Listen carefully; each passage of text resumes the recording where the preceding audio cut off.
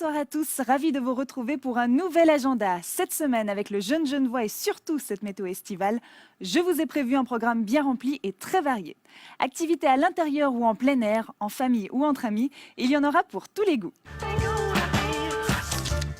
Et pour commencer, un festival unique en Suisse. Pour la 7e année consécutive, le Geneva Yoga Art Festival prend place au cœur de Genève. Durant 4 jours, cet événement rassemble yogis, musiciens, peintres et thérapeutes autour de nombreux stands et ateliers.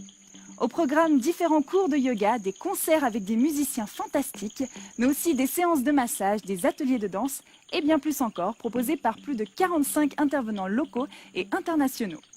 Pour les plus petits, la manifestation propose également des initiations de yoga en famille.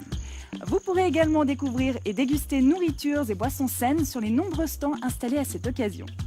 Une célébration magique et ludique avec des invités de haut niveau qui se déroulera du 8 au 11 septembre au Paquis. Tous les détails à retrouver sur genevayogaartfestival.ch. Ce week-end, c'est aussi l'occasion de découvrir Genève d'une autre manière puisque nous célébrons les Journées européennes du patrimoine. Cette année, le thème choisi en Suisse est Oasis des villes, Oasis des champs. En s'associant à l'année du jardin 2016, les Journées européennes du patrimoine souhaitent mettre en avant différents lieux de détente publique, comme les jardins publics ou les parcs paysagers. Pour l'occasion, de nombreuses visites guidées sont organisées dans le canton, commentées par des historiens et paysagistes. Au total, une vingtaine de sites sont au programme. En ville, par exemple, vous pourrez découvrir ou plutôt redécouvrir le parc des Bastions, la promenade du Pin ou encore le bois de la Bâtie. Également, plusieurs parcours vous sont proposés en vieille ville. Retrouvez le programme complet et la liste des visites sur le site de la ville de Genève.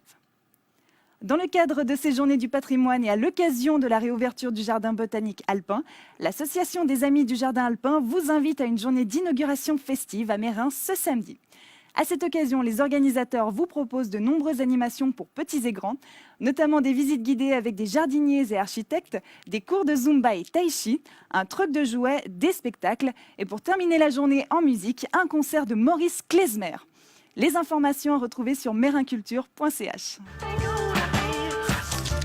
Pour les sportifs, ce dimanche aura lieu la 3e édition du semi-marathon de la Côte, appelé désormais Romande Energy Run.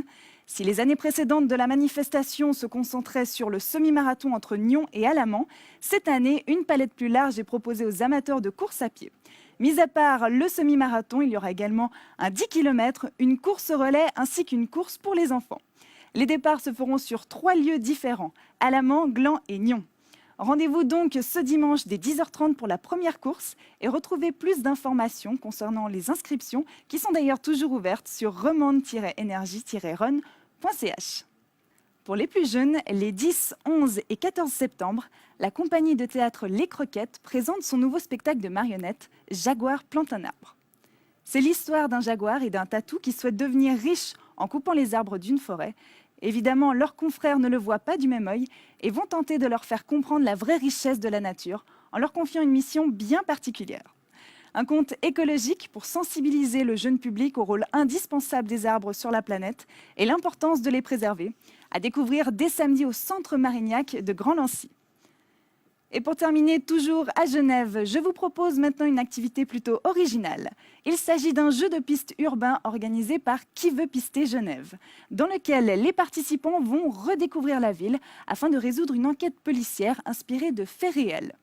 Le jeu se déroule de la manière suivante. Les joueurs se retrouvent sur le lieu de départ où un animateur les attend et leur raconte les premiers éléments d'un scénario. Plusieurs équipes sont ensuite formées et chacune d'entre elles reçoit son équipement. Boussole, jumelles, loupe et carnet de route, de quoi devenir de véritables détectives le temps d'une journée.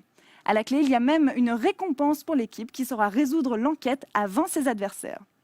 Une aventure qui mêle compétition et esprit d'équipe à tenter chaque samedi jusqu'au 19 novembre. Rendez-vous sur le site quiveutpistergenève.com pour retrouver toutes les infos. Et voilà, c'est sur cette dernière activité que l'on se quitte. Vous avez toutes les infos nécessaires pour passer un bon week-end. On se retrouve la semaine prochaine avec de nouveaux rendez-vous à ne pas manquer. Passez une très belle soirée.